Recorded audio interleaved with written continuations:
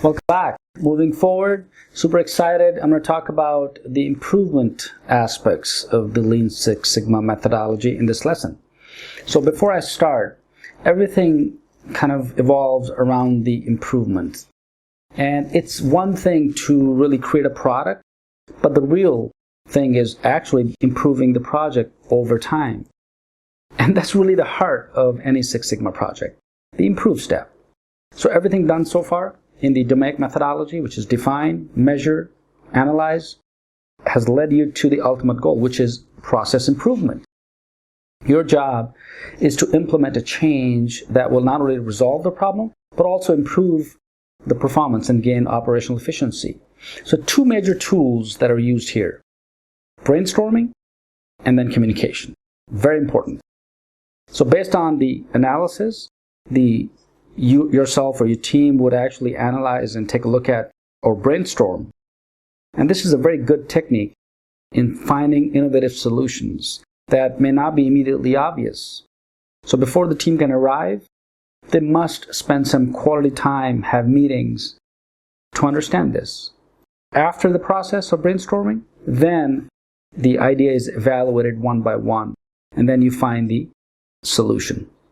And importantly, many times the proposed solution is beyond the defects process or beyond the process variation. So many times the solution also involves eliminating value-added steps. So you want to be careful in not eliminating, valuable processes.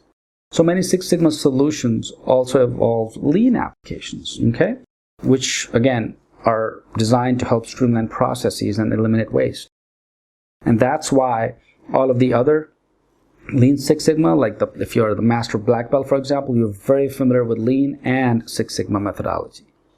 So nothing really changes until you have a successful implementation. And the key is to ensure that you're effectively communicating, which is the second aspect, with everyone involved.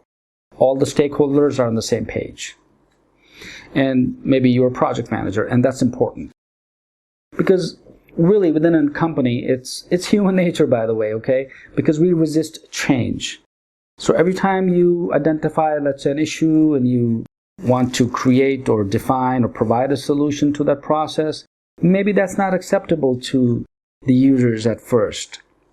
So you want to be able to have open channels of communications and effectively communicate. And this would give them a feeling of involvement within your project, okay? And their suggestions really could improve the process because they firsthand know exactly how the processes work. Because you're just coming in from the outside, maybe as an expert or as a consultant, right? So you also want to make sure that you have an approval of these processes from all the stakeholders and should have the resources to implement the solution. So the earlier in the stage of this process you involve all these stakeholders, the better. And that's really one of the project management techniques. One of my other courses, Project Manager Fundamentals, I've talked about this in depth. But that's really the key here, is communication. So all stakeholders need to be informed, you need to be transparent, you have to have clear documentation, and take everyone as a team. And this particular, expertise, if you evolve this within yourself, if you gain this skill, it's going to help you a long way. Another project, for example, you could evolve a company-wide training. That's another example. You can introduce short training sessions with all these members within the company. So it's always a good idea to know in advance what kind of support you get from these stakeholders, process owners, end users, and maybe other experts. Remember, brainstorming and communicating is key to the improvement processes. So I hope this helped. If you have any questions, post them in the discussion area. It's always good to engage students, understand their backgrounds. I'll be happy to know exactly what your processes are. Maybe you're working on a certain project or tasks that involves Lean Six Sigma. I'll be happy to hear those.